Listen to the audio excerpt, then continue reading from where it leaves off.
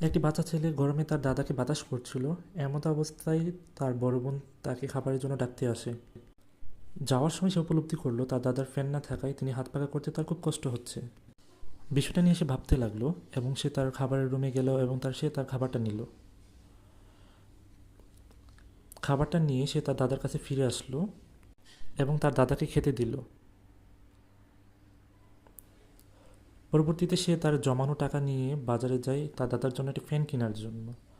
কিন্তু সে যখন বুঝতে পারে তার কাছে যে পরিমাণ টাকা আছে সেই টাকা দিয়ে ফ্যান কেনা সম্ভব নয়, তখন সে পুনরায় বাড়িতে আসে। তারপর সে তার বাবার কাছে টাকা চাইলে তখন তার বাবা তাকে টাকা দিতে অস্বীকৃতি জানায় এবং তখন সে মন খারাপ করে বসে থাকে এবং তার বড় বোন এই বিষয়টি জানার পর সে তার জমানো টাকা দিতে স্বীকার হয়। তখন বাচ্চা ছেলেটি